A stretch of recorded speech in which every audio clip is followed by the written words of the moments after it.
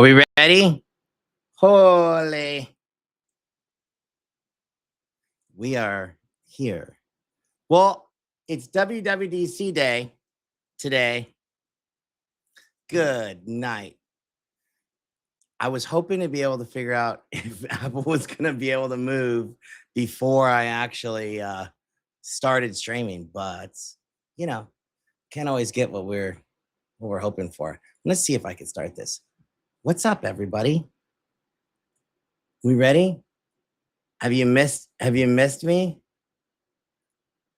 Missed you. Dude, Connie, like, what a rock star. Already, like, setting us up and everything. Hello. Hello. You're waiting for your shirt. Do I owe you a shirt? I don't know if I owe you a shirt or not. Good morning. Dude, I like the shirt too. It's one of the newer favorites. I don't know. My partners were like, dude, what are you doing? Messing around with like making swag and stuff. Like, that's not our lane. I just like it. I don't know. What's up, guys? We are green. We are green so far. I'm watching the comments too. I was like, you guys are funny. It's like, is it over? Is it over? I mean, it's been all of like I don't know, couple hours since we opening. How could it possibly be over that fast? How could it possibly be over? I'm changing some settings on my screen right now so that when we start, it should be helpful. Dun, dun, dun, dun, dun, dun. I don't know if it's over. I'm looking. We'll see. We shall see. But it was a good bounce nonetheless. So anyways, good morning, everybody. Welcome. We never left. We'll have to see. If you're new to the channel, number one, appreciate you guys stopping in. Number two, make sure you subscribe, drop the show a like. We do this every Monday. What the idea is here is really just to kind of like see what happened last week in the market, what's going to move us moving forward. Maybe, just maybe, we get a couple, what do you want to call it? Maybe we'll get a couple trades across. So I'm like multitasking. And yeah, I think we'll be good to go. Connie's gracefully decided to step in and help us out a little bit. So there's a pinned message in the chat that is I don't know if you can see it. It's somewhere in there. I believe I pinned it, but it's a doc that's all of your requests, so that as you can't request multiple times. I get how you'd want to do that, but essentially just like what is the crew looking for, etc. and so forth. So without further ado, who bought the dip? I like these new graphics. Like, I can take a screenshot or a picture of me like right now and it's live. But yeah, Miss Cleo, shout out Miss Cleo. She called that. She called a drop, like an epic drop last week on Friday. I don't think that you could have really seen it in the charts. I mean, it could happen sometimes on NFP. If you follow me on Twitter or whatever, or if you'd listen to that, I have a system. It's a trading system. It's also kind of like a general investment system. But sometimes when we get NFP, the move just doesn't stop moving like the entire day. And that's exactly what happened last week. Like, it just went down, and it just never stopped. That said, usually in our stat, we've measured this. It's systematic. It's backward tested, forward tested from the inception of the market. The stat is that the day of NFP, non-farm payrolls, which was last Friday, and we talked about this kind of extensively last week. That day will either mark the high or the low for the foreseeable future, which means it literally means until the next non-farm payrolls of moving forward. So like either we start trending above Friday's high from here, which means that Friday was the low, hands down, or we start trending down from here, which means that Friday was the high, period, end of story. That statistic has like a 90%, it's like 89%, like a near 90% probability of being accurate within 2%. There's not really a better statistic out there in terms of trading. So also, what I know to be true is that when the market trends like that on a non-farm payroll day, that day itself generally looks really bad, like really, really bad or really, really good. But the vast majority of the time, there's zero follow through the following week, and likely we actually retrace the entire move. So because we closed on the absolute lows on Friday, we knew number one out of the gate, I guess it was possible. Unfortunately, I wish I don't know if you guys were trading this, but man, I fumbled a couple epic near-term trades. Like I was short Meta. Yeah, I don't know if you guys saw that Meta chart intraday Friday. Holy crap. No, I'm not, guys, I'm talking right now. I'm not going through charts right now. Like, yeah, the Meta chart intraday was absolutely nuts. I had some puts on there, and I was just getting a little frustrated early. Not frustrated, but I was like, I didn't want to hang around because it's like it's this could either be the low or we just continue lower. And I left, and I came in and checked back, and I was like, oh my god, had I actually held these puts, and I know I got a bunch of DMs from our crew too, like intraday, dude. I don't know if anybody banked, but it was pretty epic. But anyways, yeah, don't worry, guys. I'm not going to look at the chat anymore because it's delayed. But here, we'll go ahead and stream it again. There you go. Anyways, that's the story. That's NFP. That's how it works. So moving forward, what we really want to know is, was Friday the high or was Friday the low? And it's as simple as that. I will go do a quick recap. Essentially, look, the AI bid versus the CPI kind of wall. So we do get CPI this week. This is really going to be the tell. And a lot of times we'll get NFP first, and then the very next week we get CPI.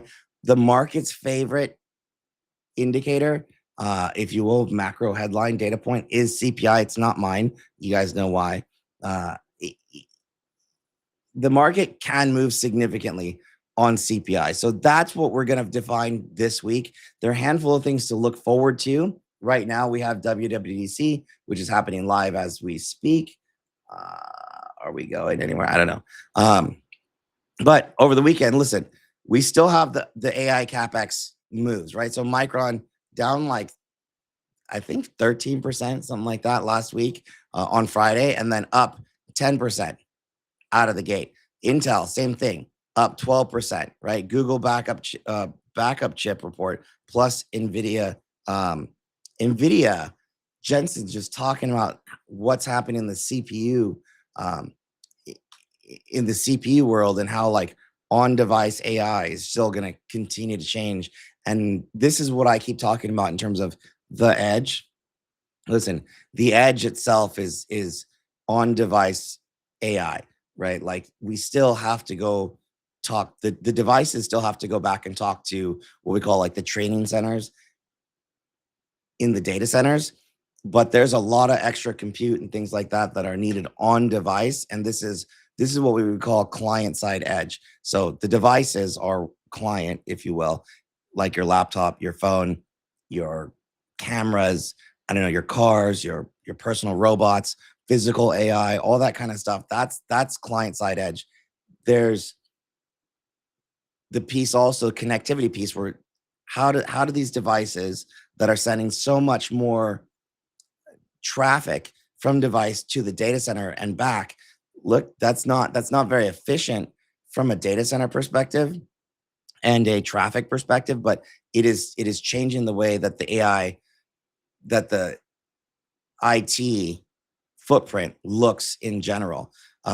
Marvell also got added to the S&P 500, so that's kind of cool. I don't think that has anything to do with the price action. I think it's mostly this network demand, which is, again, if you think about it, what NVIDIA is talking about, client side, whatever, this is, and the traffic that creates from your device to the data center, that's network, right? That's connectivity. That's all kinds of stuff. It's a big thing, right? And so, yeah, I think maybe the data center build out is mostly capped, quite frankly, for right now, just because they're all the data center companies are essentially saying that they're booked through like 2027, 2028, some of them.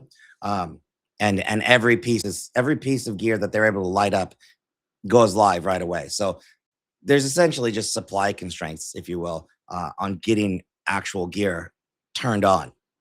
But that said, while we go through all that, right, there's still a lot of macro headwinds, if you will, on the market. So we do have CPI Wednesday. I mentioned that is going to be one of these things. It's either going to reaccelerate risk, and we're going to push back down.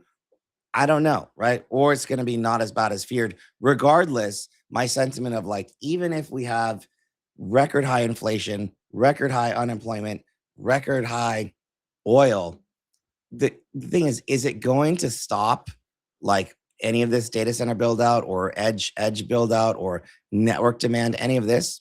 No, it's just not, right? It's just not. That said, it doesn't matter. Like, if it's not, that's fine.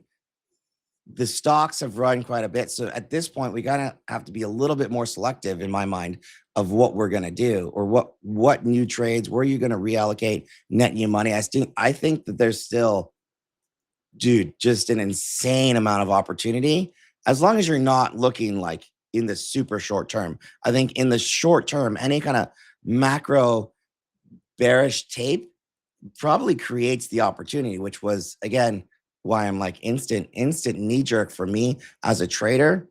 I just buy Friday. That's my reactionary gut, and that's what I did.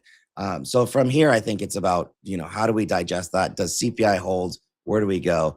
It was a good purchase out of the gate. Now it's about, can we follow through or not? And usually quite frankly, that process, it can take more than a week sometimes. Sometimes it takes 2 weeks. So you got to be really patient. I wouldn't actually make any massive long-term decisions right here, right now. I would wait until we have a little bit clearer, a little bit more clearly defined kind of trend overall. So things like this, is Zscaler a buy at 130? I think you just wait, right? Like, do your research on your actual stocks. There's a lot of work to be done right now. There's a lot of stuff. The opportunities, the thing is, this is, to me, has like 3-5 years left in it. So do I need to buy now? No. Like, if I got better prices, would I want them? Absolutely. Because at the end of the day, to me, yeah, raging bull market. Anyways, Wednesday, CPI. Thursday, PPI. Immediate oil spike did fade, but we do have some Iran-Israel risk to go. Right now, for the watches this week, look, we got WWDC right now, CPI Wednesday, PPI Thursday. We have Oracle, we have Adobe. I don't know if you guys know about this, but there's the Senate deciding on like NVIDIA's ability to sell stuff. I think that's Thursday. We have an insane IPO, which to me, when I saw Friday's movement, first of all, NFP was good as it is. Doesn't matter though if it's good or bad to me. Like, that has not. The reason why we use price action as a trend factor, deciding trend factor, instead of like trying to dig through the numbers and decipher whether or not this NFP print was good, bad, hot, cold, whatever. That's going to take a lot of time. And there's a lot of conjecture in something like that. It's not really reliable. What is truth, though, is price. And that, I think, understanding that and coming to those type of realizations for me personally as an investor turned trader, those are some of the things that turned me more into can I actually time markets and can I do this? And to me, I've found kind of a formula, and it very much fits into that. Then we have FOMC, which is not this week, but it's halfway through the month. So yeah, CPI, big one. Nvidia decision from the Senate, I think, is Thursday. SpaceX IPO on Friday. FOMC mid-month, and then we have Anthropic IPO and OpenAI IPOs. Which, I mean, there's so much stuff happening. How do we kind of navigate this? And so my point is, listen, right now, I think we know this is like the shopping list items. We know where the builds are going to go, who has the best runway for the next 3 to 5 years.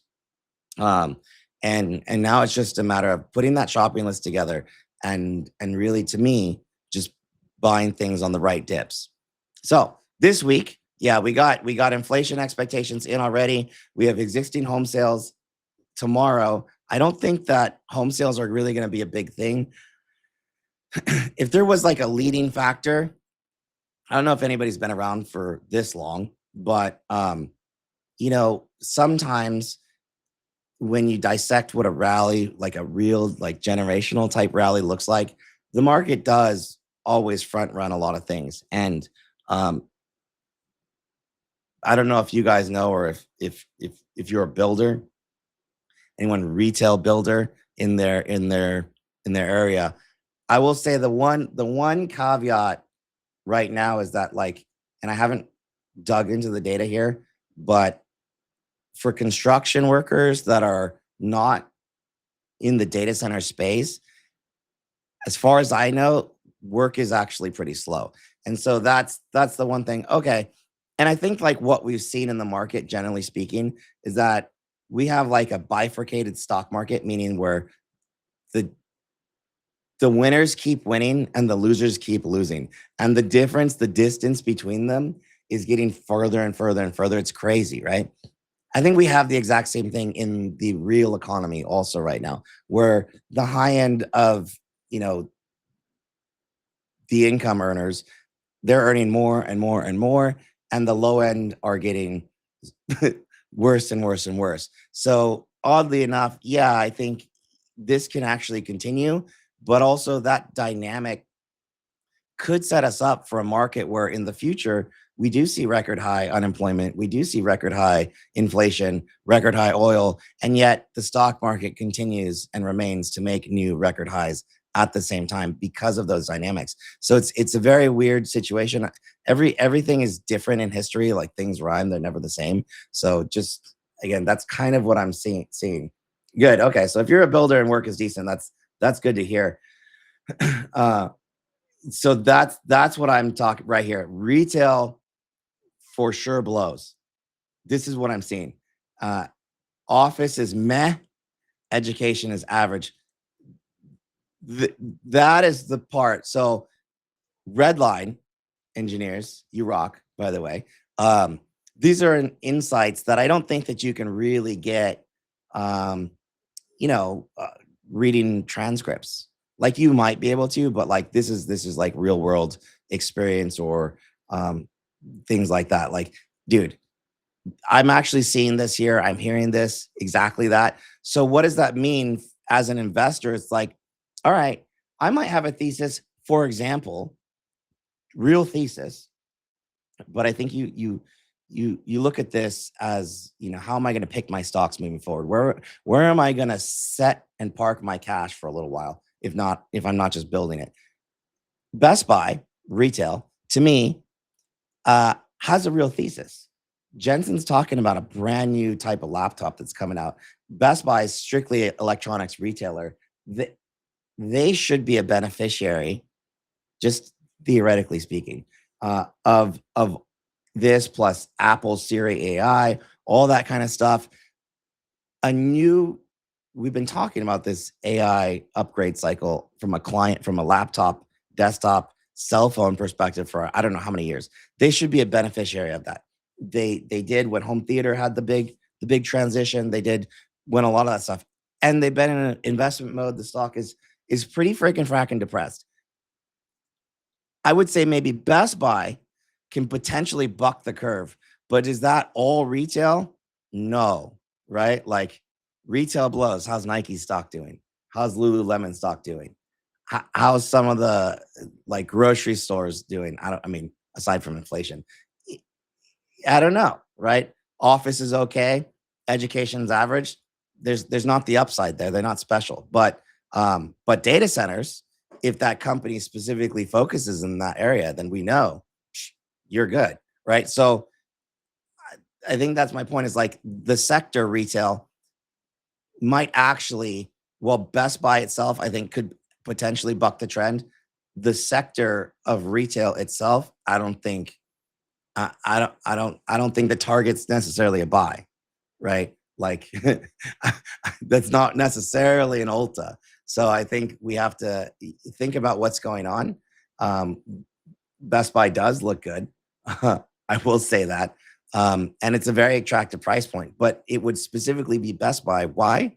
Because of what they sell. So I think you can't, in this scenario, I spent half my career probably studying market cycles, macro trends, and things like that, and knowing what type of stocks to be in during certain macro situations. This one is a little bit different. I don't think this is the same. I think this has that like hint of like, well, because of the AI boom, because of the AI build out and expansion across the edge, connectivity, all that kind of stuff, you might be a small cap retail that specializes in, AI laptops. You're probably going to do all right. Whereas any other retailers and small cap may not, right? I'm just saying small cap right now, because typically small caps are not supposed to hold a bid, but we look across the market and you're like, what are the crazy stocks that are running? They're small cap semiconductor companies. It's very different. And so I don't know. I don't know about Sprouts. I haven't gone to a Sprouts in a long time, but I will say, if inflation goes up, maybe, just maybe, they can make a little bit money because they'll have to raise prices. But yeah, that's yikes. And I look at this as much as I want to be like, dude, Nike, buy it.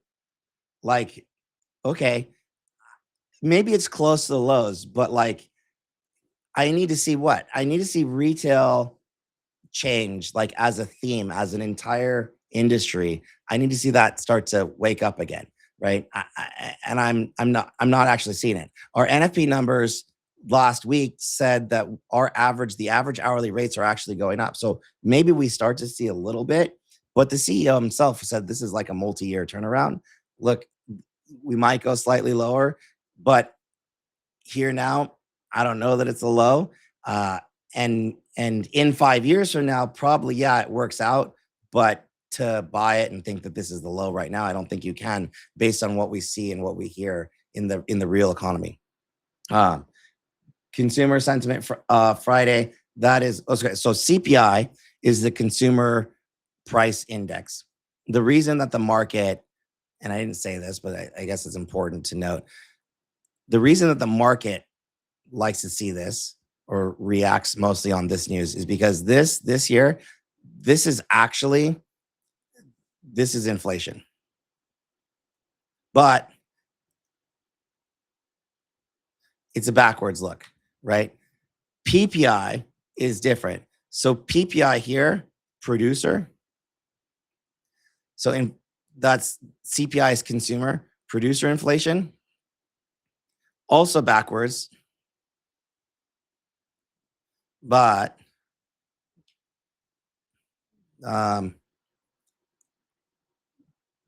do they transfer costs to consumers? That's really a question, right? And so knowing that, I think, why PPI is backwards looking, but sometimes actually has a bit more of a tell. Typically, the producers who are getting inflation will pass it down to consumers in the form of higher prices, which kind of, if these two things, this could add to the next CPI read. These are monthly, but again, they're both very backwards looking. The one thing that's not backwards looking, well, is NFP. It's how many jobs were actually taken last month. But the read through moving forward is that if more jobs were taken, and if, let's say, hourly earnings or income generally is going up, then consumers will therefore have more money to spend, and potentially things will start to get bought, right? And we'll have a little bit of growth rate. That's the read through on it. Consumer sentiment, that's when really this is just when they call June. Is June's in the house? She's the only one here that's actually going to get a legit letter asking what her sentiment is on the market. This is another one of those surveys that they survey, like, I don't know, maybe like a couple thousand people. I don't know the actual number. That said, we do have earnings, not a lot of earnings, but the earnings, whoa, sorry. Don't do that.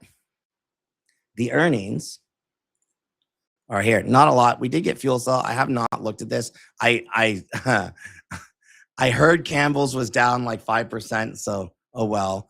And we have some nukes coming in, nuclear, SailPoint Technologies. I don't remember what SailPoint does. That one I think is somewhat interesting.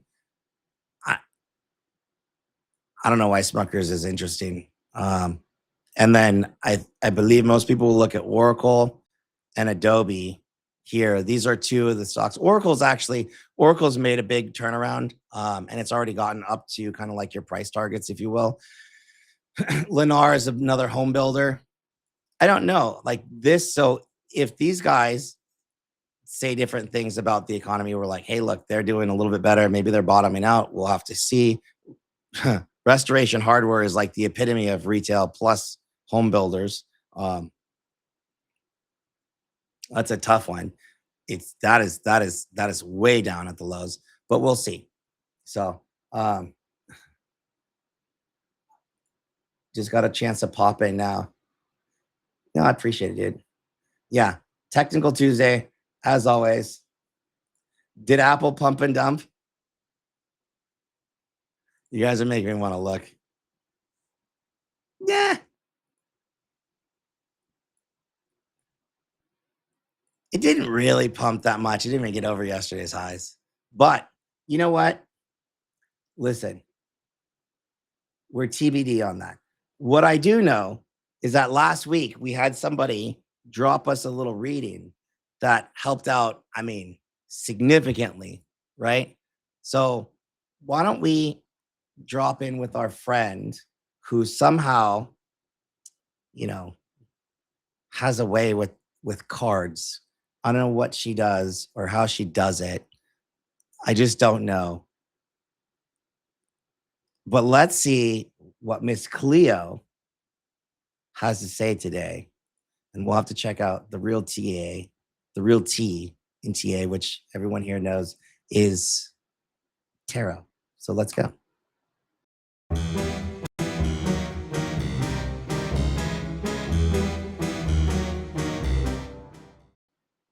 Okay, guys. So Miss Cleo, again, look up that name. It's funny to me, but this is for comedic relief. If you don't like this part of the show, sorry, don't know what to tell you. The way this works is that we get a theme card for the whole week. This is our theme card here. That doesn't look so bad, right? What is this? I don't know how to read this stuff. I'll just say this looks like we're burying some kind of treasure. As I think about it, I really don't know how to interpret this. Do we need to take our coins and go hide them so that they don't get taken from us? I don't know. Zero clue what the hell this means. High Priestess for Monday. That's the card of today. What is it? What is she? Does she have something here? I don't know what that means. There's a little moon over here. She's got a nice little hat. There's yeah, I don't really have a good read here, guys. This seems to be some kind of pineapple. I literally no idea. And then death. Yeah, this is tomorrow.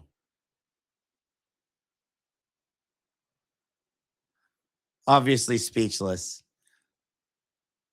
I never noticed on this card. There's like a dude at the bottom here, legit, like lying there dead.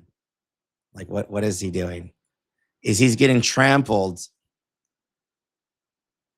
I think he's getting trampled while the children watch.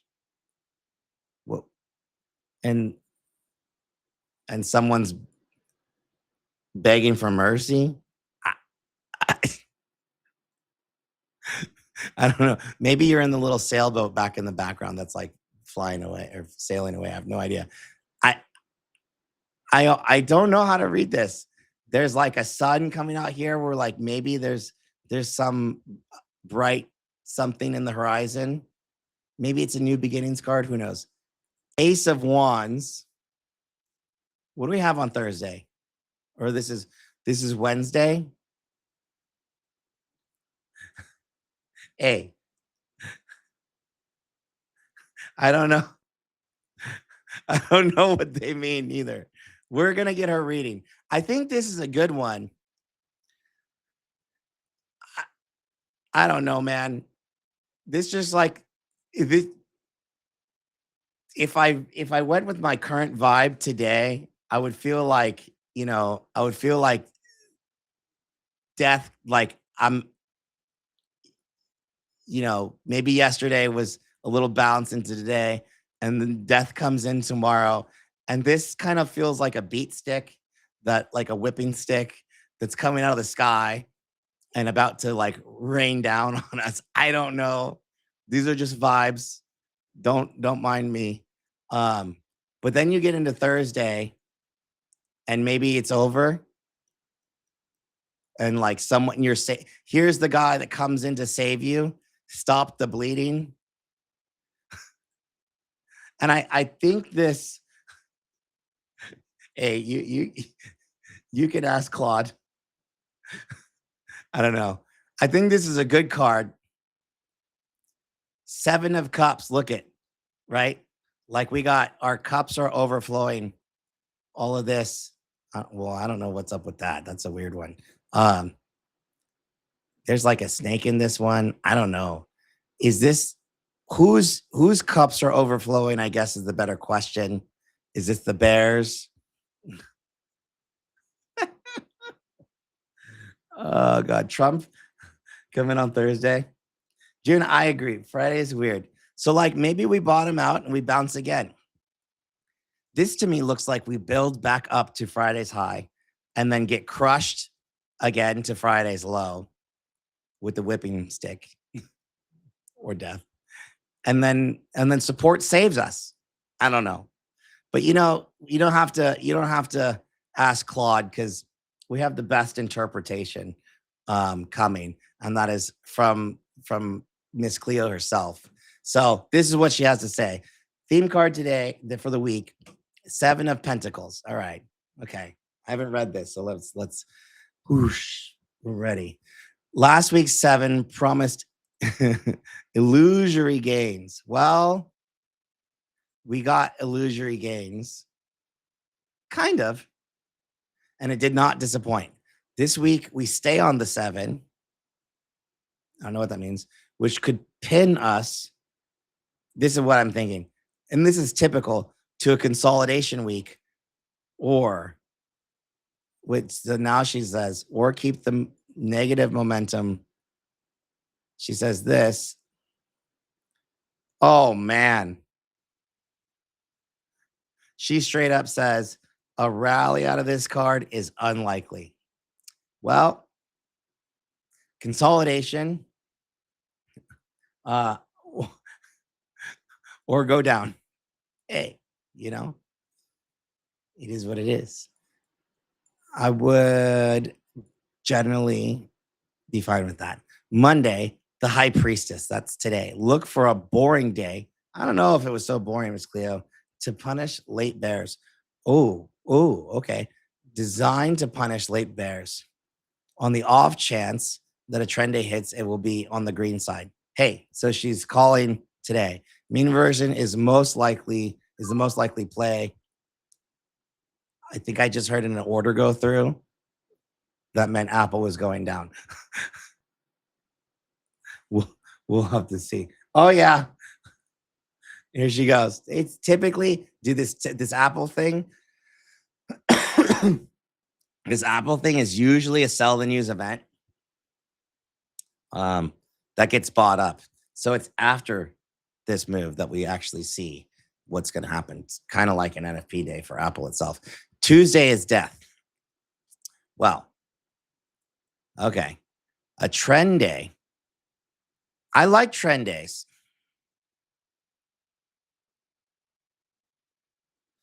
That sets up a mean reversion chop day. So that's Wednesday. That would be Wednesday. Is most likely. However, a choppy day here sets up a mean reversion trend day on Wednesday. All right. So show up Tuesday. If it's chopped, come back Wednesday. You must ask, then it's not a trend day. However, chase one if it arrives. Yeah, I can be with that. I would still be to the upside in this instance. Wednesday is Ace of Wands. The last time this card followed death was a choppy red day after a choppy red death day. This is the one I thought was the beat stick. This card followed death was a choppy red day after a choppy red death day. I don't know. However, this card's history is battling that of death's history. Death says mean reversion, but this card typically maintains the current momentum. Anybody else confused on that? I don't know. Yeah, given the theme card, I'd expect death to prevail. The easiest play would be to hope for a trend on Tuesday, which would invite a trend here, although she just said the opposite. In that case, you can chase it. Otherwise, you're stuck flat, which means a low energy market open is all the signal you need. I don't know what that means. Thursday is the chariot. Mean reversion again. So mean reversion, mean reversion, mean reversion. I know exactly how to play this. With equal energy to that of the prior day. A trend day brings trend. And while a choppy day likely brings a flat close, I would expect massive whipsaws throughout the day to trap bulls and bears together. Bingo. Trap. So this is, I don't like it when she uses these words. So like a trap for bulls and bears. There's a difference between choppy. She says choppy over here. And then she goes and says trap. There's a difference to me between choppy and trappy. Trappy means like, okay, so choppy, you're like in between support and resistance, and you just chop sideways between support and resistance. Trappy is the opposite. Trappy, interestingly, you break resistance or support, and it looks like you're going to get a follow through, but that was a trap. And they're like, whoop, nope, not today. So I'd be cautious on trap days for both. I think that does set up. I should probably, who's gonna slap some iron condors on the options trades today? Probably not a bad idea. Friday, 7 of Cups. We're back to seeing. Oh, was this the same thing? I don't like this. Illusory gains because you're up in the clouds. Yeah, okay. So you're up in the clouds. It's like a dream. And now as a daily card, right? It almost always brings mean reversion. I think this is, I don't know, however, but its favorite play is like last week where euphoric rally gets completely sold off into a red close. In the rare case of continuation, expect a boring, choppy, flat close. Here's the deal. If we just chop towards the lows of the day or of the week, like if we bounce back up to Friday's high and just start chopping back down, that would be like a red week at the index level. We are used to coming out of, so let me just read this recap and then I'll tell you what I'm thinking. There's plenty of energy to drive price movements and trends, but just as much to invite traps and whipsaws. I expect a consolidation week with either side prevailing. Yeah. All right. So I'm good with that. On a serious note, though, so thank you, Miss Cleo. On a serious note, though, think about this too.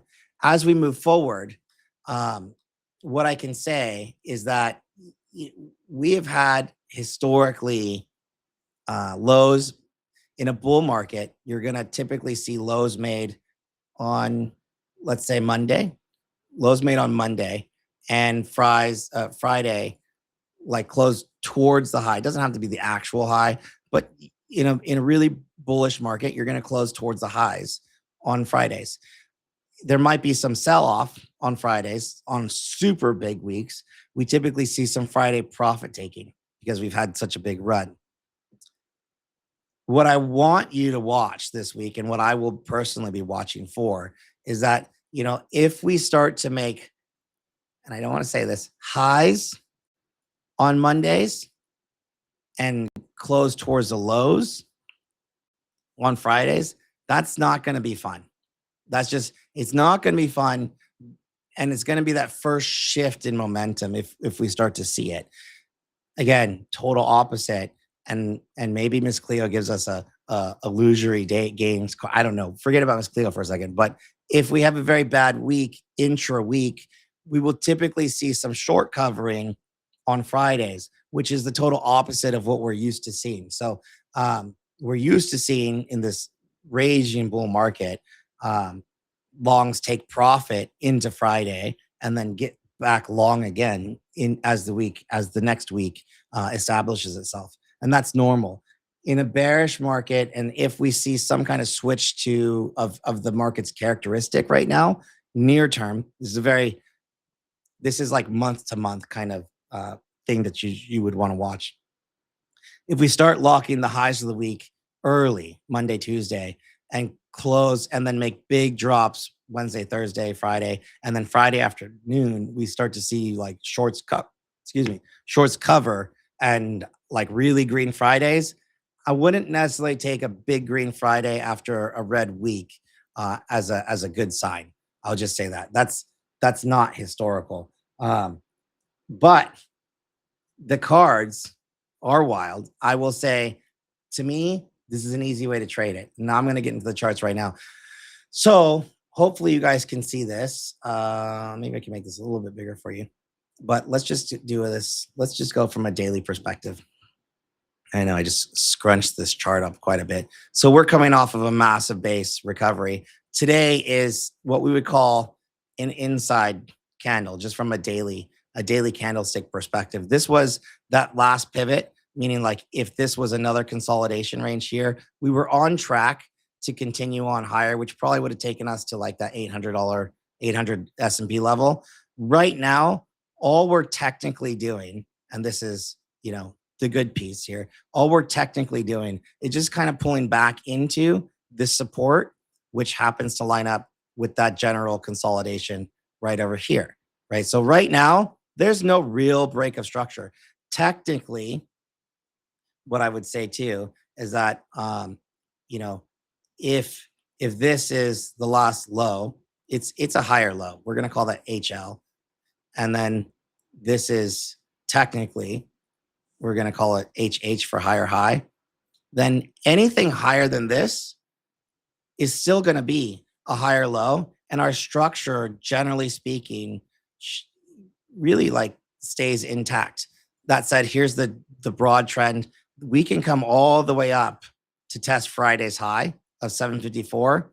And this will actually be retesting the bottom of the prevailing short-term trend. In that instance, you do want to be very careful because typically that's where a short will actually show up, right around here. And so that short will initially show up towards those lows, and this support here will get tested again. So this is 1, 2, 3 tests. I'm okay with 3 tests. I don't want to see the 4, 5, 6 tests moving forward, meaning like I don't want to see a lot of this, then this, then this. That's likely, but we could, this is the bad one here, which if we do this right, is going to be below these 2 levels here. So these 2 levels, meaning I would say May NFP. So the actual consolidation, this is our May NFP number right here, where we tested the lows once, twice in here. Right now, we haven't tested the lows yet, and we definitely haven't tested the highs. The question that you need to ask yourself as I zoom in here is, was this the high or was this the low? And I think sitting basically dead center, opening dead center this morning, you can't really say one way or the other. So if we do this, I would not expect that to continue on. I would expect a balance at some point, and then I would still expect a full-blown like retracement. And this is very normal. And you'll see this all the time. If this was the NFP area, we need to have multiple opens and closes below. This got way high, 750. In this time frame, this goes from 731 to 750 in the span of 24 hours. We see that type of move all the time for NFP stuff. And today's this month's NFP, I'm just gonna, this indicator, our indicator. For my team, we can put the indicator list in the description later. But here's just an example of a prior NFP range. This is January's. So this entire range here is NFP. Where like you test it once, twice, 3 times. This is actually like a 4th test, really. But you never have, what we're looking for is a full candle open and close here, like above the range. We just never had it. We did have a full candle open and close down here, 3, and then we started to trend lower. And I think at this point in January, right here, you can see it. This was a February. This is December NFP. So we had December NFP down here. We had January NFP up here. We had December 677, 676, like kind of holding us. Support. But it was after this, after all of this movement, not trying to see the high. This is what I mean by, did we see the high or low? It's within 2%. 2%. Do we see the high or low within 2% for the month? And if we did, then eventually we can start to trend from January moving forward. That was the moment that we were like, oh, look, the trend has flipped definitively. And it did for a while. I can show you what it looks like on the inverse. It was here. Where's March? March NFP goes over here. Again, one shot doesn't happen. We have 1, 2 on the 3rd day. You continue on down to that lower level, which happens to be over here. You hit it, and it's into April, once you started trending over these prior NFP lines, which is like just over 650, that we have reversion here. And April NFP solidified it right there. And then you just traverse through. So the issue right now, what I would say is, if we do later on have a breakdown below May's NFP range, the gap below is heavy. And so why I would say let's just relax and see how this plays out. Because if we do start to trend below 734, the next support area on SPY is sub 700. It's another 40 something points below. I would not try to get in the way of this. I would just let it go. And then in this area, right, this down here, this is your support.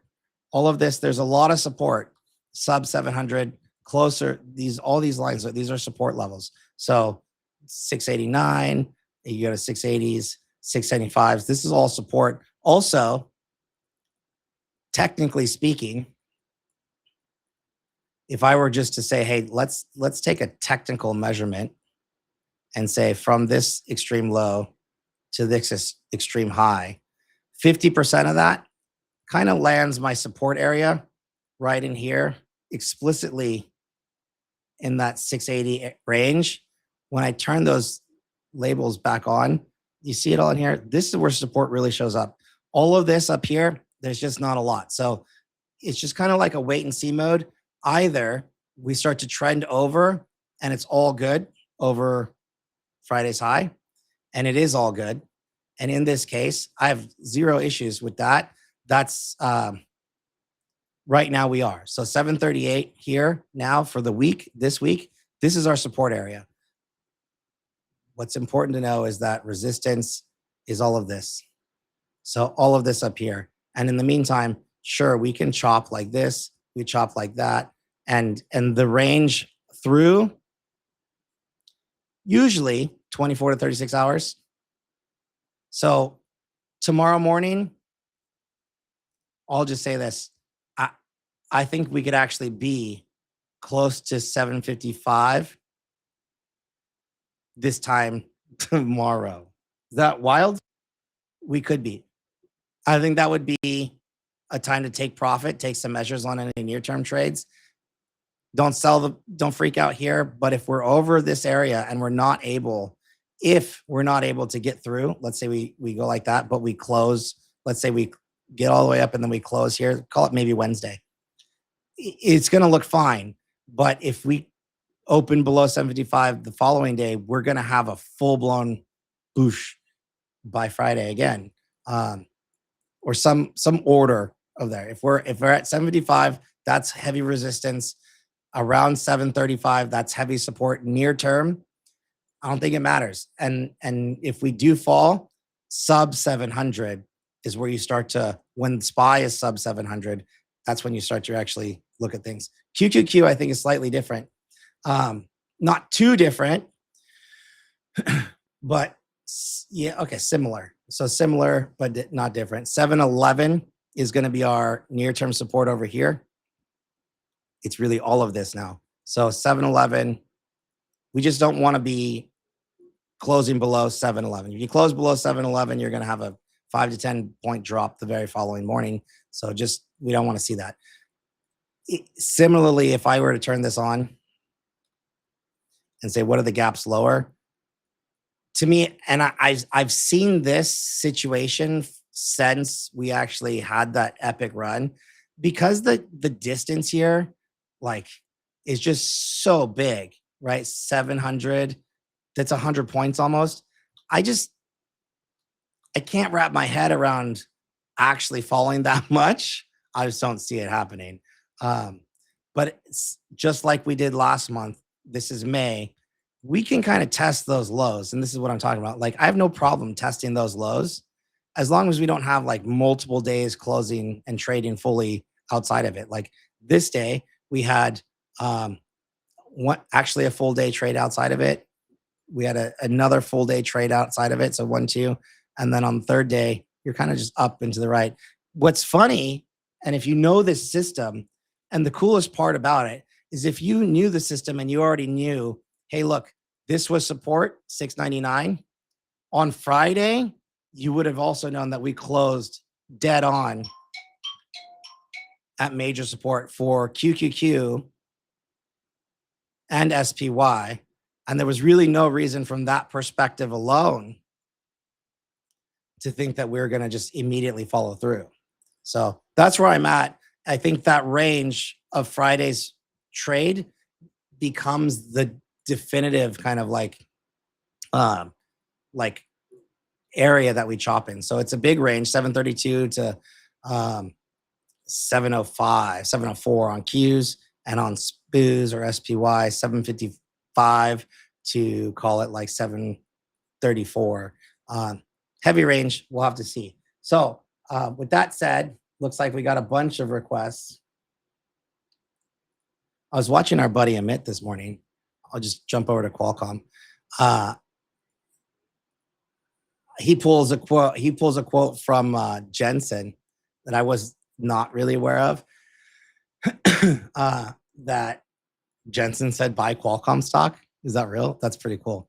So, anyways, this is our prior high on Qualcomm right here, right over here. That is 230 spot 87. I think that's a very important note. We can breach that, and to me, like what I was looking for was something similar to this, where like the market tried but failed to break down. This time they did do it. They broke down 1, 2, 3 shots, 4 shot. It went through one of the two. This would be the definition of trappy, though. So from here, I think Qualcomm still has, at the end of the month, their investor day to look forward to. Either this is trending over 231 and we're back on, and I'm very happy with that. And quite frankly, I think that's what we will end up doing. But right now, this is just a breach of near-term support, and we're going to retest that support. On this bounce for this week, as Qualcomm bounces, I just want to see it get above whatever this was. What is this? 225 and ultimately 230. So this was that kind of low right here, 225. We're going to test it now. I think we could get a bounce into that, plus whatever's happening with the Apple WWDC right now. If they talk about Qualcomm at all, I have no idea. Doesn't really matter to me. Regardless, this is still support, bigger support down here. If I get a big shot to buy, that's when I would be way interested in that for sure. But only this one. I don't really want to buy this below 175. If it's below 175 at this point, we have a big issue, and we'll have to see. Then what I would say is that the bigger issue becomes the large setup, which I'll just take all these lines off here, which this setup is price discovery, right? So here's Qualcomm. We have this big, let's call it how would I do this? Trying to make this, let me just change to a monthly. Maybe you could see it better. So this setup is a little bit different. So you have one kind of range here. This range is essentially doubled. This is like sub 100, if you didn't know. And then as this was going, we have kind of like this broadening formation here. And so we're in a bit of price discovery. And what I want to see is I actually want to see Qualcomm open up and stick in this trend, which to me,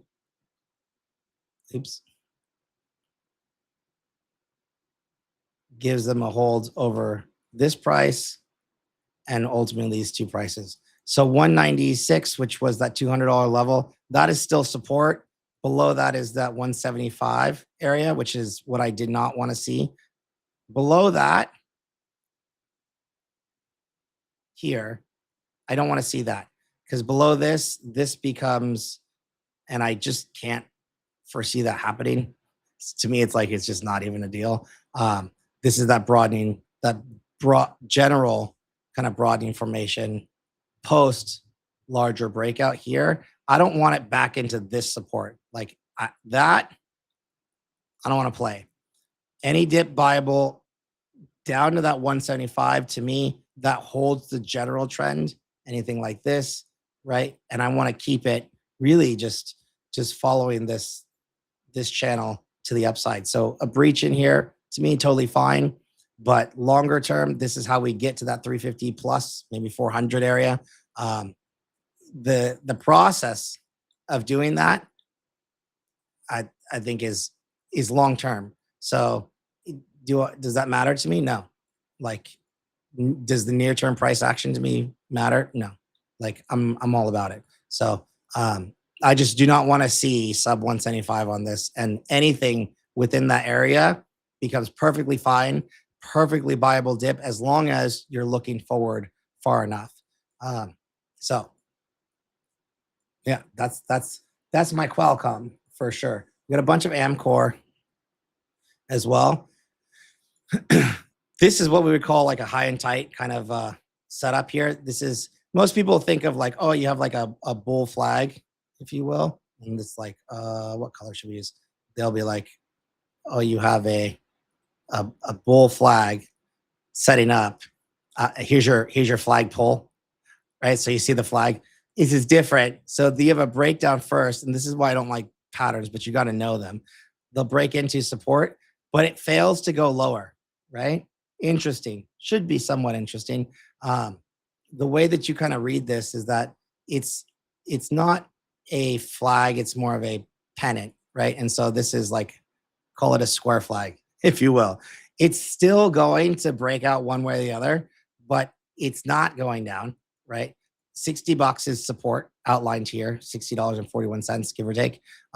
That's from an extension. And as long as we're over 65, this uptrend fully intact. So to me, this still becomes a $100-ish stock. Now we go ahead and retest the highs of this consolidation. Does it break out?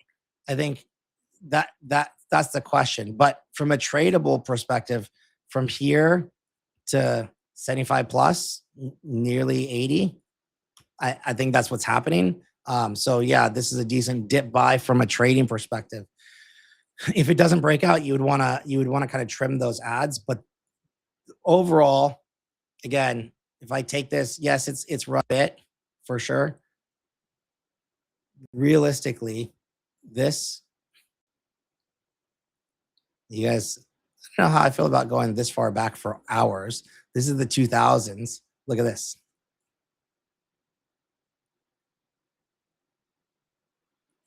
Oh, it's so hard to get this anchored exactly right. But $65.35 is the .com era boom cycle. Guys, just saying,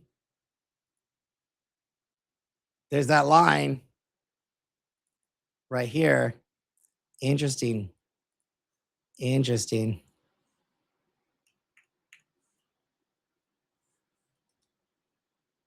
2000 all-time high. I would expect this to be major support, just this general area as it builds. So I like it. I think as long as it's over $60, holding strong over $60, you can continue to accumulate in general here. I don't want to see it much lower than 60 because then it's a different story. And then we start to see a different type of stock actually pop up. Apple keynote event ends. It's over.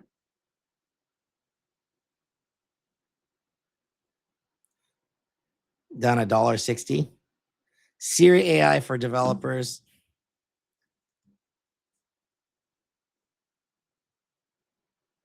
There's so many updates. Holy shimoli. Mac on Siri is now integrated with Spotlight. Okay. Built into new camera. Siri mode built into the new camera app on iOS 27. Split a bill as rumored. Okay. Siri mode and camera can add by pointing at a poster. Oh, add to your calendar by visual intelligence coming to Vision OS 2027. Gains new system-wide automatic proofreading feature, and Write with Siri can learn how you communicate with specific contracts. Apple down. So let's just do Apple. Do we have Apple on here? Apple is on here. So let's go ahead and go into Apple right now. I like this chart, actually. To me, it doesn't matter that much about this move, but my biggest thing is that this was that prior consolidation right here that we really just broke out of above 288. The first extension is this 318 to 311 from a technical perspective. Now, it's run a bit in anticipation of, I think for me, I'm having to drill in here. This is that prior support, somewhat of a breakout 303. So this run up into WWDC, typical, usually broadcasted. Not gonna lie, guys, I don't really want to see. I want to see this trending over 311. That was honestly 311. Anybody used to listen to that band 311? Was that like resistance here ended up being support? So resistance, this is support. Just a pivot intraday this morning. It kind of like flushed through 311 right now. I'm going to need to see this get back over 311. This is really just retesting this 300 area right now. I don't want to see it below. I don't want to see it sustain below 300. We have a 299. This is here, trend support. So I'm going to use a tool called a fixed range profile. And that's going to give me 298 right here as this general support. I want this to stay over 298. So 298, generally speaking, that would be ideal. A flush can come in to 295. I don't want to see it below 295 at all. It's very possible. And then that second level of support is obviously the breakout over here, which would kind of suck to retest, but that's around 290, just sub 290. So a 50% retracement of that would be about 290. If this doesn't hold, that's where I would be buying the dip. Near term, serious support. Wow, does not show up until 270s, which is a full-blown pullback into what was the consolidation here. So if this cannot hold that 300 level, the potential for this to go back into 270s is fairly high. Still long. Again, if this is the last higher low, this is still, again, a higher high. So the question becomes, as a trader, where does the next, you enter on higher lows, you don't enter on higher highs, right? Buy spot show up, it's here in the 270s. And then that's how you would get that trend count. So, this being, yes, a higher high from a trend count. This is still fully intact. And this is the crazy part about where we are in the market is that, yeah, this is a higher high. Check, right? Yeah, these are all higher lows. Check, check. Yeah, is this a higher high? Yep, for sure. It's just not continuing right now. That's what we just saw. So where can this pull back to?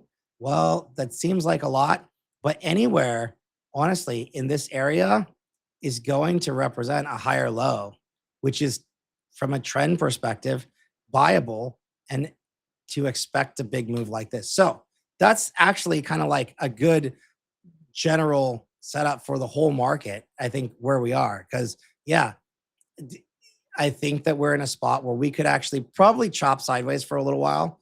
I need to get this bad boy needs to get back over the 307 quickly. Otherwise, we're very likely, if we get continuation, it's the 270s. But I'm not really too concerned about 270s, like from a long-term perspective. And again, as long as you have that long-term perspective, that's really nothing. But that's where the real support is for sure. All right. Why so many Broadcoms? We have a lot of Broadcoms right now. Let's go into Broadcom. Yeah, so Broadcom's already doing it. This is not a good look. This, do you guys hear Hawk Tan reads last year's opens, that's a funny, opens last year's comments with a hello, with last year's results. Too funny, man. So here, your general support is just under 370. Your real support, obviously, on the right-hand side of my screen, what this is, and usually I have it so that it's kind of hidden away. This is what we call like a volume profile. It's not the same as time at price, meaning like, yeah, for sure, Broadcom spent a lot of time at the 350 price. It did. This actually is volume. Two different things.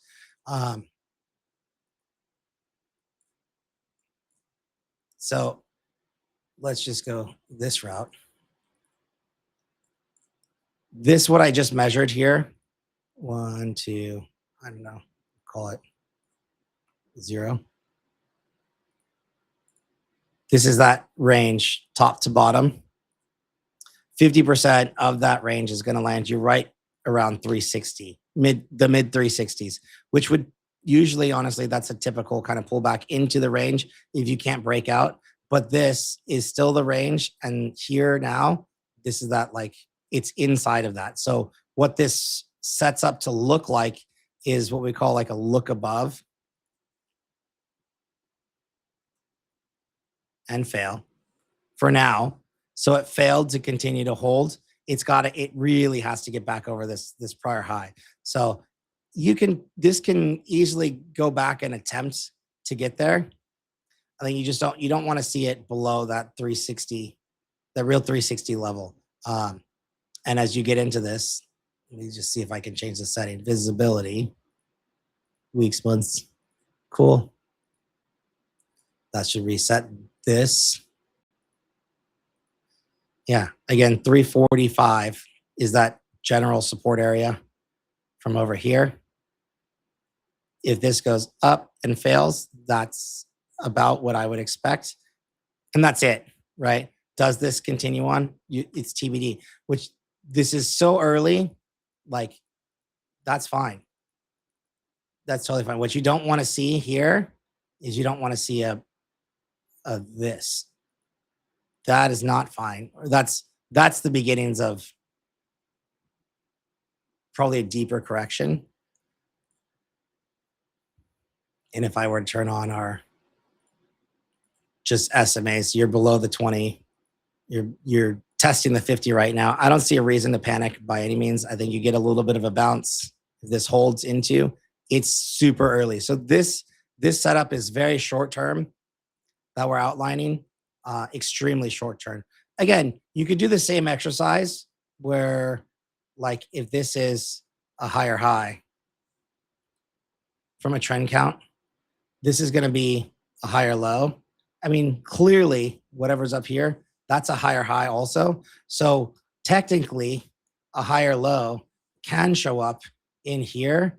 And so even if this does pull back to that, that's still the setup where if the trend holds, that's the trend trajectory, right? A series of higher highs and higher lows. It's messy. This is a messy chart, not going to lie. It's very choppy, but that would be the trend. Let me just get you one more from a channel perspective. So that sets up as like 360s, I believe it was, for general support, general trend support. Yeah. And that's going to align too with so this, what I just did, that's the channel that is trading in, like all the way down to mid 340s is also the bottom of that channel. So a little extended up here, not a problem. That sets up the next buy zone down here to make this move, just like that. And that's how stocks work. Not in straight lines. This one happens to be a lot more violent for sure. All right. Corning, new deal today. I like Corning. It's up 10% near term, but it's not out of the weeds yet. So the support here is in that 179. What is also true is that these are all a series of higher lows. These are our higher highs right now. And so as I just kind of drew it out, like, this is our channel that goes up to about 250 near term. The announcement today is announcement 1. We know that there's another one coming also. So it's a nice pop. It didn't actually hold. It's still in this consolidation range. So resistance near term, very near term, is just under 200, about 198 on Corning, right in here. So this area up here, just under 200. That's resistance. What we need to see is really, we need to see something like this over there. So this whole thing, which is still a thing, that can happen over here or wherever, doesn't really matter, but it needs to definitely hold step one over 198. Step two, it needs to break through the session gap at 205. What happened so far is that we kind of filled that gap. So that inefficiency is no longer there. That was filled, if you will. So from here, you really want to see this start to trend like this. It can chop, and that's what we want to see. You want to see this essentially over here. This is probably not going to be in this order, but eventually, once this is over 213, it's too late, right? It's going. And so that still leaves all the support area in this general range. If I were to go back and say, hey, look, these are like what we're looking for, that could put support down as low as the mid 180s here. I just don't want it below this gap. And we do have an over the weekend session gap here. So this is filled.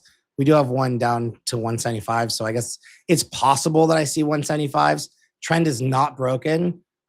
If that happens, is again, as long as it's generally speaking, higher high, higher high, right? Higher low, higher low. As long as we keep this trajectory, higher low, that's fine. The biggest concern I have right now is that this move up in here, this technically is a lower high. So what changes here? If I actually break this right here, so let's say this does this, and I lock at that point, this is actually, at that point, I would say this is going to be red. Lower low, that's a big warning sign. Doesn't mean exit immediately. This would say, hey, look, you're likely going to have another higher low. And that's how a trend would actually change, right? And so if that's the case, then I would expect to push back up to that 180 area. If I see that rejection down like that, that's a full-blown change. But it's a process. Right now, I don't see that. Right now, I see the first sign, which is a lower high. Immediately with no lower low, it just, all that means is that you're going to consolidate in this area, which is exactly what's happening. So this, which is 213 to 175, it's a big area. It's just consolidation right now. As long as we're holding that, it's not a big deal. I'm totally okay with that. Longer term, yeah, this is one where it is extended for sure, but we're just kind of coming off that bottom of that broad channel. So I still like this. I still like it quite a bit. That entry point around 175, and quite frankly, to go back up to this kind of range, that's not bad, right? And having this, ideally holding the upper end of the channel would be best case, but does it have to? No, I don't want to see this do that either later on down the road. But as long as it's generally in this channel, which is as low as 175 right now, I'm okay, totally okay. And a stop on this would be one below 160s, sub 160s. Then you have had your lock of a new low, and you're really in.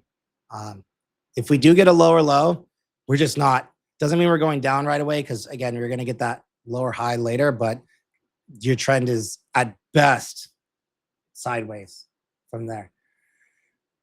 All right, so we got a lot. So hoodie, we like the hoodie catalysts ahead. I like hoodie. I went ahead and bought some stuff on hoodie. So I think pattern day trading rules go away this like immediately. I think it's this month. Who knows this? I think it's now. So I'm pretty positive Hood is going to, I just do a time check. Pretty positive Hood's going to implement these changes as soon as possible. I need to get a drink here. Oh my God. You guys are, I'm going to do this in a second, but you're going to laugh at this. Check this out. So I went to the Japanese market. You can't see this. Look at this. Would you have any idea what drink that is? It's called Ocean Boom. I'm like, I'm half Japanese, but like when I go and I see their sodas and I'm like, really, guys? Here's another one. Ocean. What flavor is this? This is melon. Who makes these? Hilarious.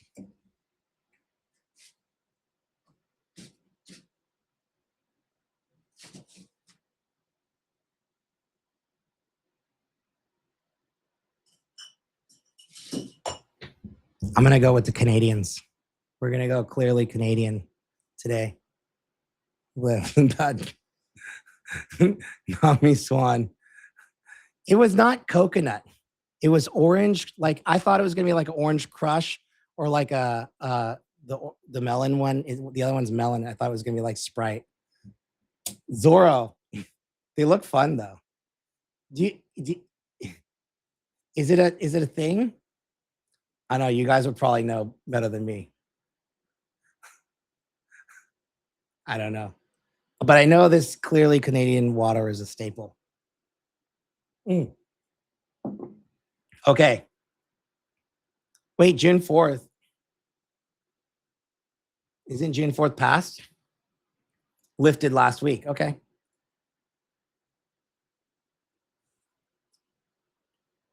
Why is it? JJ, let me finish up with Hood and I will get you. Appreciate you, my man. All right, so Hoodie is in a very interesting kind of setup. I'm on a very long-term chart here. This is, let's say, a monthly chart. We're stabilizing right now. I'm hard pressed to say that this is not at least going to continue to stabilize here.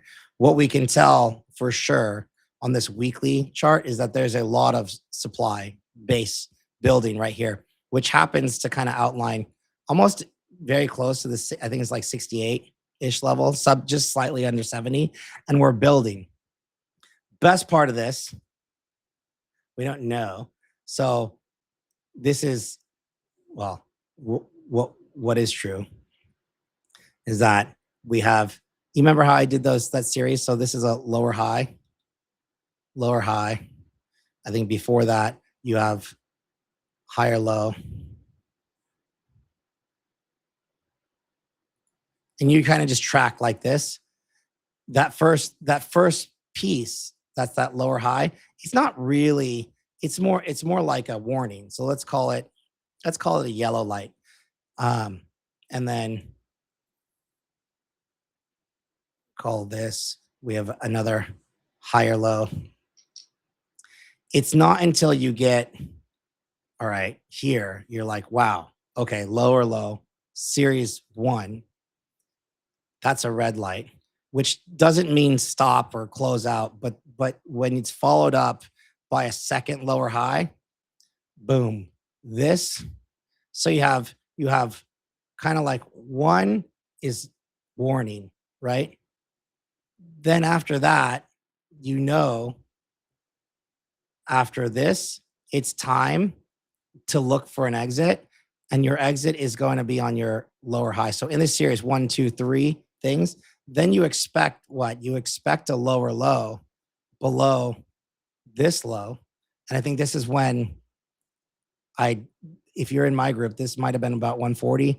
We actually sold the $100 leaps at this instance. You expect that low to break. And it did, right?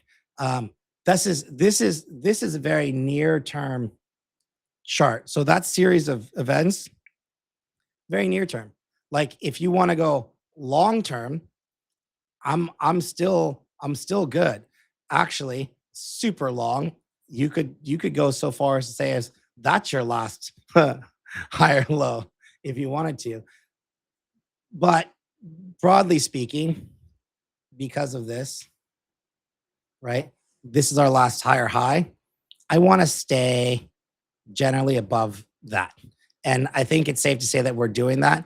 And if this was my last, call it lower high, then, and I have a small break, by the way. I know this is getting in the weeds here, but let's call it, this went to lower low, and then we had another lower high here. Well, the first order of business, we did get a higher high above that. And then remember that series? And then we got a higher low. And then I confirmed that with a higher high, because this was higher than that. It was. As long as I start to show higher lows from here, this is what keeps me, and subsequent, this is what keeps me engaged here. As long as I start to see that, and that would kind of like show up as a general channel like this, I'm all good with that. And I think the broad downtrend though has not actually broken. So you have to connect all these. So this actually takes me generally up to just over 100, just around 100, targeting this area, that prior lower high, this guy. We're actually targeting that.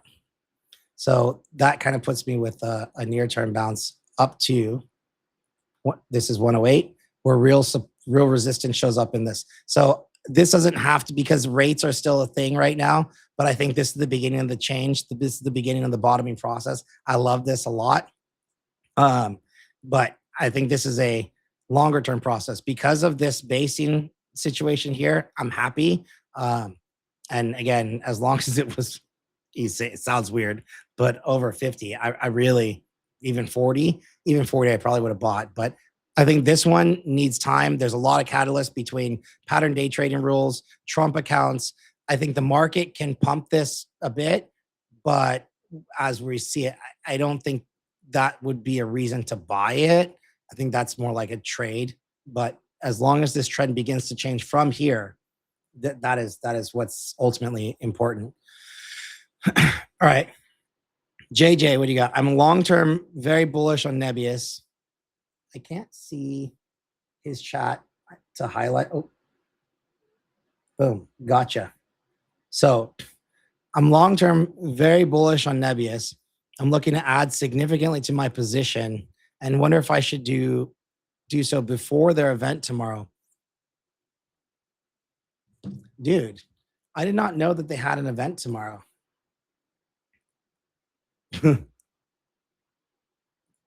It's got to be like this.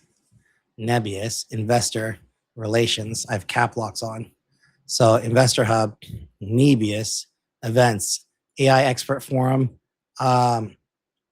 This is in San Francisco, June 9th.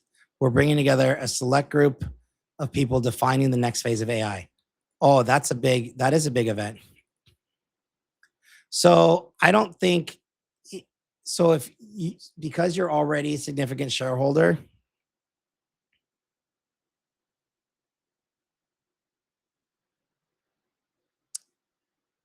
I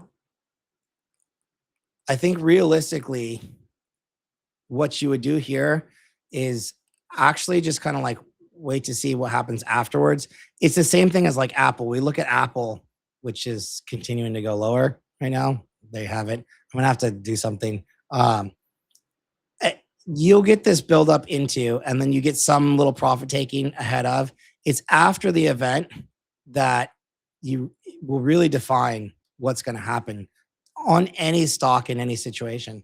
What I can tell you that the levels are for Nebius is I think I outlined 215 before, which we are just about on right now. Oh yeah, we hit 215. Shoot, that was my level. So as long as you're over 214, that shows up here. So this was resistance over there. Obviously, this is all resistance. It's flushed down. tries to be support, but ultimately ends up being support here. This is a very short-term support that did show up right here. It's not strong support. Like this is more recently being established. I think it's made a big move definitively. If it's going to hold this move, which is what you're going to find out after the event, here's that general series of higher highs and higher lows, right? So like, again, you can see, so here's your last high. You definitely, definitely higher high, definitely higher low, which happens to be above the prior high, right? Definitely higher high, definitely higher low, continuation, higher highs, higher. Even here you have a yellow, but it's followed up by higher low, and the next high becomes higher than that high, and then followed up by another higher low, higher high. This is fully intact. So with that logic though, this is that 215 area that is still higher than that last 20-day. But if it goes below 215, that means that it doesn't mean anything substantially. What it does mean is that the broad trend is done going up and it needs to start to consolidate. And so to your question, where does the consolidation really show up? Well, it's twofold. It's in the mid 170s as your first step, as a pullback this way, just like high 170s. That's shot number one that you can take. That's perfectly fine. Shot number two is obvious. I say obvious, is actually like in this 140 area where it tested before. So 140 was already tested here, which was that prior high. So that tested here. When I say test, I don't mean like intraday. This can bounce around a lot. Intraday, that's what this looks like. It's not people think that support and resistance is like a hard line in the sand. Does this look like a hard line in the sand? No. Like this day, it opens below and it flushes below again. It tries to get back over. It hits its head in the morning, slowly closes around it the very following day, opens above it, but flushes immediately down below and looks pretty weak at the close. So it's not like, oh, because it's at my level. It's like what you want to see is you want to see that high, that new kind of setup show up around where that support area is. So I'm just telling you, it's initially, same thing here, going to be, if it's below 115, your next spot to look at is about 180, we'll call it. Just as close to 180 as you can. Doesn't have to be exactly 180 or exactly below 180, but as close to 180 as you can. And then if that fails, as a long-term investor, you should just kind of let that be, but wait for another $30, $40 to potentially get retested again, which that's what you'd be looking at. If I take this extension down and say, those are the two spots. So you got two ad spots. If from this inception low, can I get some kind of confluence over here? I actually can. So I get, again, from a technical pullback, this is giving me a 150 area, which is just above that prior high. And it's also giving me a 175 area so 175 is 50% of the extreme move. I'm measuring from extreme low at 68 bucks to extreme high of 282. 50% of that, we call this kind of like your chat knows, they'll tell you, the golden zone, right? I don't have here. We're just going to call it G zone. And then inside the lower end between 150 and whatever that, this is a 6.5 to 6.18 pocket. This is actually more important. That's like we call that the golden pocket, but internally we'll call this the G pocket. So that's going to be as close to 150 as you can. So call it two spots to look for potential ads. If and only if 215 breaks, then this does come down and you expect that. You could sell some calls, whatever, around that 175, because that's probably where you're going to come into if that happens, all the way down to 150, which from this perspective, broadly speaking, that would be a buy spot definitively. So I think that's your answer. Hopefully I helped you out. If it's ahead of the event, it's not so much. Is it on support right here, right now? Yes. Can you add it? You could, but you don't know if it's going definitively up still until really this is back over 260. So call it, if it's over 250, this is your near-term resistance. If it bounces like that, doesn't mean it's back up. It could still come down. What you need to see is you need to see this continue 1 and then continue 2 up and over, obviously the all-time high. But 250 is that repair spot. Doesn't mean it's going up just quite yet, though. All right. We got a lot of Palantirs. Palantir.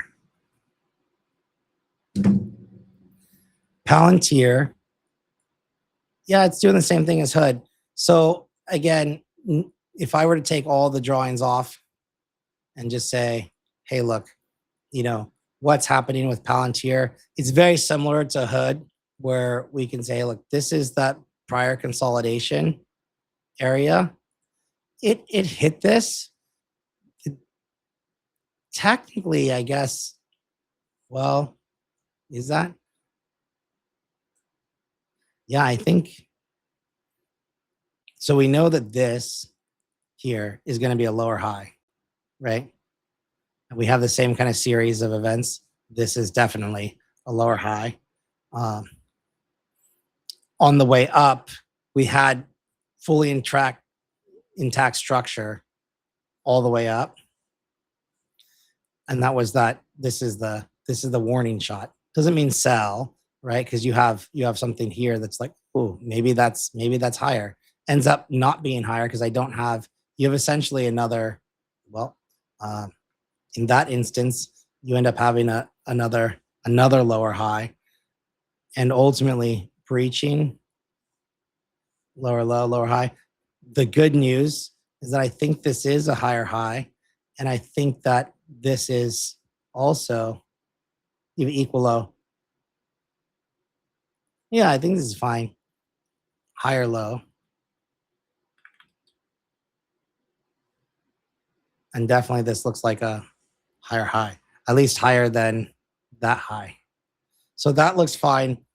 If structure begins to start from here, that's what I would be watching. Geez, tool. If structure begins to watch from here, you still want to get out of this general box. So like the general near-term box is looking like this area right here. So so that's a 127, I think, low end, and just under 160 high end. That's your box. So we'll zoom in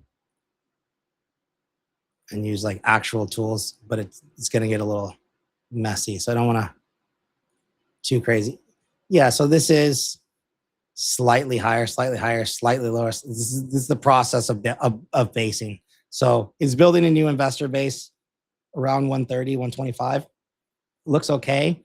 You got earnings coming in. I think cheap, not cheap, it's mostly irrelevant. But if it's holding over 150, just I wouldn't even do the same like 165 as what I would do before. I would just say if it's holding, generally speaking, over 150, and really if it makes a new high. If the next high, it doesn't have to sustain, but if the next high in general breaches 165, even by the slightest, I think that would set up really like another dip buy that would likely launch this and into this kind of trajectory. That's how you would get there. But this process of, possibly big bounce followed by a very large pullback, that's what that would look like. You just really don't want to see it below that 120 area. Yeah, with the events coming, AIPCon just over. Big time resistance is, it's actually higher than big time resistance is like just like 185 still. So this whole area can still be like tested up in here. That's where that breakdown was before. Here, big breakdown there. That can still get tested, which really hasn't, even on that 165, it wasn't even a full test. So I can definitely see this whole thing getting fully retested before it actually breaks out. So yeah, it's a hard read, much slower moving chart, definitively. All right, we'll go Marvell. I mean, S&P 500 inclusion, bullish network situation. I think it's good. You have you have the beginnings, though, I will say, of a correction here happening, or at least a stalwart moment. Look, the chart is insane. I think it's like, I don't even need to do anything on this. This thing,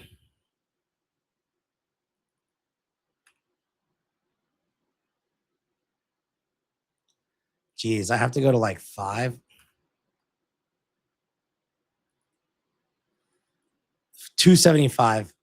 If it's holding 275, that's fine. You were on trajectory here to 400, I guess, but that's not until it's over 535. This is your consolidation area anyways. You do have a big gap. I think that's earnings, or no, that's on an announcement. It's very possible this comes all the way back into 215s and retests like this general area. I think that would be perfectly fine as well. I mean, I guess it depends on what your entry is. I can't relate to somebody who has like a brand new entry. I just, I would have a hard time relating to that. But that said, for right now, this is your gap up. If I were just to treat this as normal, which, yeah, sure, I guess it is normal. This general area, 279 is that immediate support down to 260. So this whole area becomes support. You want to see this hold. So this can come in. If it holds at 280 and starts to build like that, it doesn't mean, so like you're still going to have resistance, generally speaking, in that 320 area. So while this can go up, right, I would still say, hey, look, this can come back down. And the process of doing this would actually look more like a Corning kind of setup. And I think that's perfectly fine. This going sideways for a longer period of time before breaking out, which doesn't happen until you're over 335, that's what I would actually expect. It's below 260 that, yeah, you're going to probably get a $50 drop down this area that goes down to potentially 200. But again, the thing is, like, it's more of like people are going to buy it. They're going to buy that drop. It'll be a temporary condition. Not really that big of a deal. Why do you guys keep asking for Nokia? So Nokia, you have to have a long-term view on this. I don't think this is a good chart to do short-term stuff on. Like, I would stop doing that. Just stop. This is fine. I think that support area here is, I said, that's 14, right? So 14 bucks was that support area outlined previously. This can go down to 13. That's my alarm.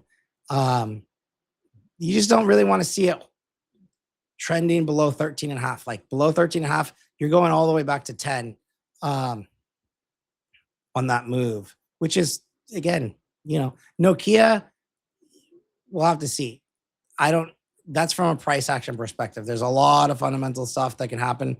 Generally speaking, though, $10 is still on trend.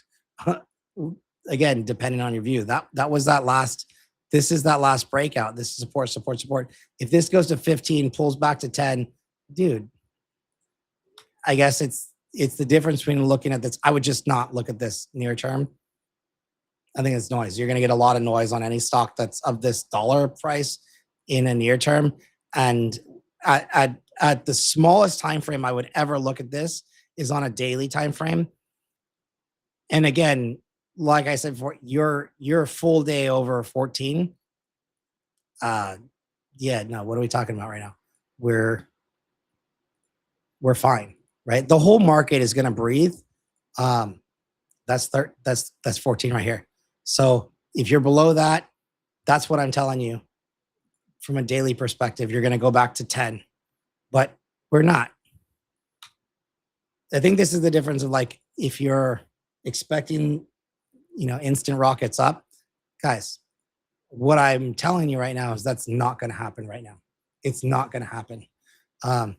ASTS also full-blown stall.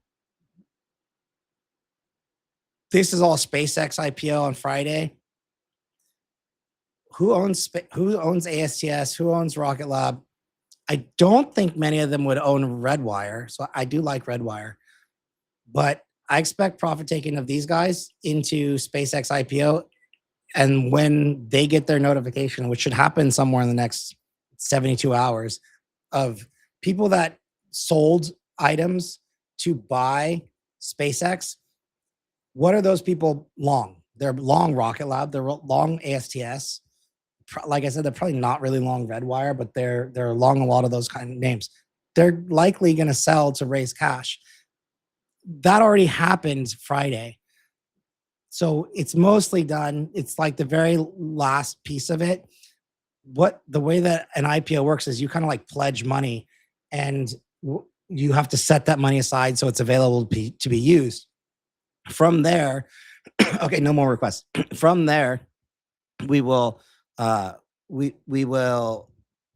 you'll know whether or not you got your allocation, and that's going to happen before Friday's IPO.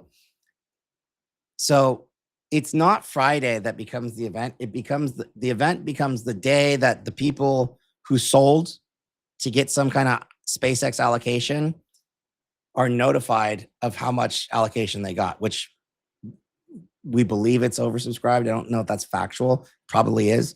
But once they get that notification, and again, I don't know when that's going to happen, whenever that happens, that's the day that cash gets freed up. And they have two choices. They either get to buy SpaceX on the open market as a regular trader, or they go back and they buy ASTS or Rocket Lab or what have you. So this trade, though, I think is potentially done, sell the news event. But I think when you play that tape out, regardless, I think this becomes a buy. I think they all become a buy, generally speaking. Just back to that primary support around $80. I just don't want to see this below 88 on ASTS. Rocket Lab is going to be, I'm just going to assume something similar. Yeah. So this already lost the 121. This is going to be closer to 100 now on that one. And then Redwire, I actually like, but if it cannot hold through this 1850, it's going to have to be 16. But I like all of those. I'll do CoreWeave. Again, sub 103, I think is viable. Dude, this thing got to 90s, 95 this morning. Yeah, again, this one, unfortunately, this is a lower high. Like this here is a lower high. Fortunately, this is an equal low. So from here, this can go sideways. This looks like it's going to set up sideways for a while. But you do have earnings coming at the end of the middle of August. So to me, this sets up as like a patient dip buyer. Like I'd be patient, because eventually I think you do get a bounce again into that earnings report. Where this is going to bounce from, quite frankly, the actual support is, well, you guys will remember, in the mid 80s. So it can pull back to this, but I think generally speaking, on a even larger time frame like this here, this is more interesting to me here, because again, this was a lower high, but instantly met with, like, let's just call it like equal lows down here. And then if this whole thing, let's go back. Let's say this is This is a lower low. Technically, I'm going to guess technically, this could be a higher low. But you got equal lows, higher low, higher high. It's a whole process, man. This process is going to take a while. But I think if you're investing here, I don't hate this. I don't hate this at all. This little thing that I drew that I have for my own, because I'm actually interested in this, this actually outlines just underneath 95. As close to 90 as you can. And definitely if I get 80. So 84 would be what we call like a price of interest here. But this is a long-term setup, 84. So all I'm doing is I'm essentially looking at what are the last lows. The low before the last low is that 84 level, 84.41. And so this is resistance overhead here of this bounce, essentially from here to there, of that bounce. If this is to pull back and lock a higher low, this is my typical like technical edge dip buy sub 95.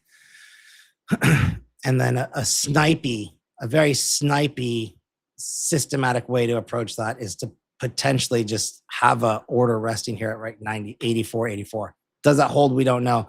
Definitely you don't want to see this below 70, which again is a ways away.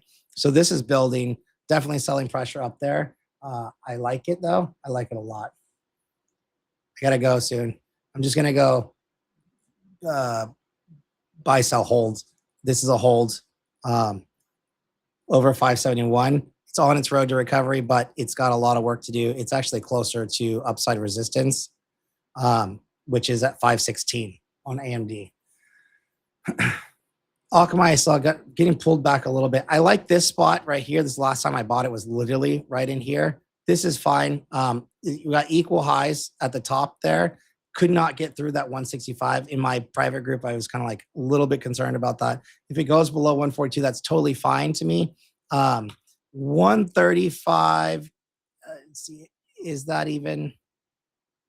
No. So around 130 is a better dip buy split. So below 135 down to 128. I'm okay on that. That is from this earnings candle here. So 135 to 128. This looks like it's off a little bit. Hang on. Let me go from here. It was off. I knew it. I knew I had a different number. So that is, sorry, scratch on Akamai. So it's 128 down to 122. Those are the bigger dip buys. 122 is like the big snipe. If you get it, that's the actual high before the actual earnings. If you're going to save money for anything, I'm saving money for that one on Akamai. That's just me. Not doing Ondas. Yeah, I think that's it right now, guys. Skyworks is on the list. I like that better. Tesla's a wait. We'll see. I don't know if, again, SpaceX IPO on Friday. It's below 415. And if you're longer term, you only buy this below 415. So you got below 415 today. Unfortunately, it was a higher low after a lower high. We want to be very cautious here. It was gearing up to have a little break. I was hoping for a break to the upside. We got a break to the downside. So this did get a break to the downside. I think you just wait on this right now. So that was that consolidation breakdown. Meta, not interested, but it is support. I cannot say buy on that. That after potential dilution. Iren is one ticker that you guys actually got good. Is I had outlined this 53 level as a potential like snipe entry. It has to continue through 61. So you do not want to see this below that 53 continuation moving forward from here. That one, if you do lose 53, then the next level is sub 40. You don't want to play with that. But if all the neo clouds are going to pull back a little bit, we'll see. I like this. It's a hold though. It's working. It's it's building. Skyworks is one that I actually like a lot. This guy here, as long as this holds through, I'm very much about this. Very long term though. Different story. Massive potential reversion or reversal setting up here now on Skyworks moving forward. This is not trading on this one. This would be more like if you want to invest in something, this is a buy. So of all the others, buy, sell, hold. Most of them were hold, some sell. This is buy. All right.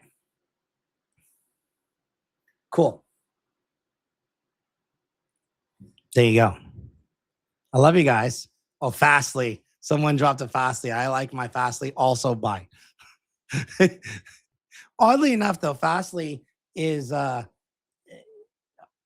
yeah, Jose is amazing for a CoreWeave deep dive. I like CoreWeave a lot. So between the two neo clouds, between all the neo clouds, my favorite, Nebius and CoreWeave, I think from a price, from a trade location, investment location on the charts, CoreWeave is at a significantly more attractive trade location right now.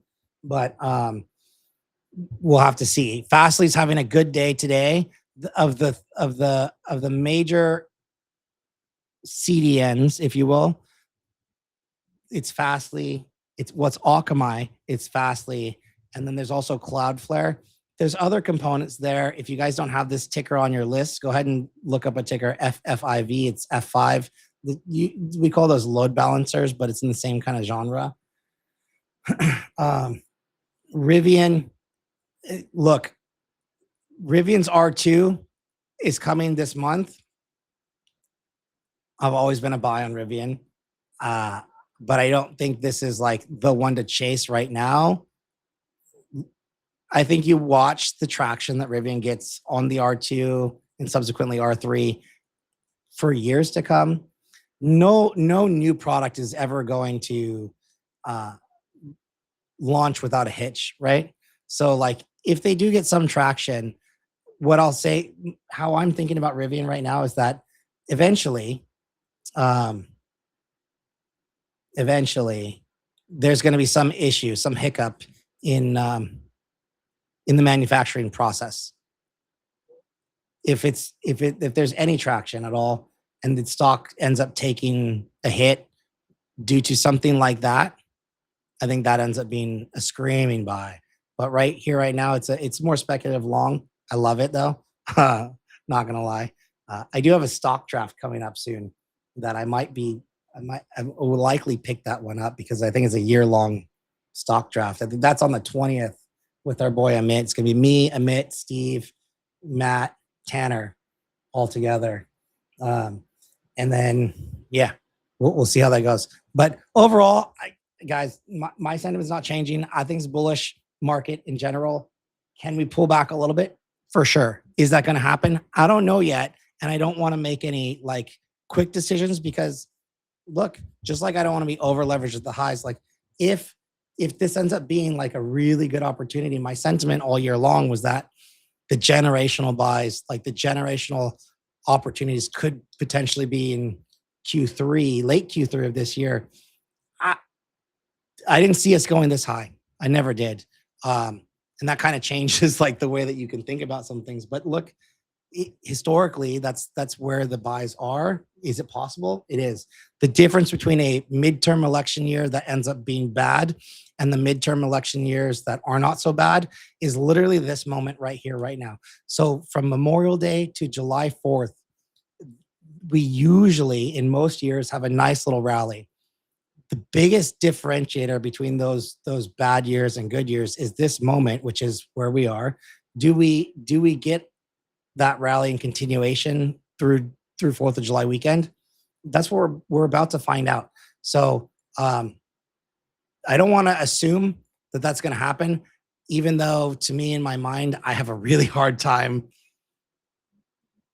envisioning a scenario where it doesn't, but it's possible. Like I don't know everything. It's very possible. I just have to be open-minded as a trader and an investor. So yes, Chris is going to be there. My bad. Absolutely, Chris. Chris is like heavy value in healthcare, though. Speaking of healthcare, I think Lilly got that approval. Looks like it's pulling back a little bit. Probably not a bad one. But anyways, I will see you guys tomorrow if you hop on to a midstream. Make sure you subscribe to our channel. We're going to start doing some live trading sessions in the next couple weeks or so. So keep notifications on if you want to see us do that. But appreciate you guys. Love you all. On to the next one. See ya.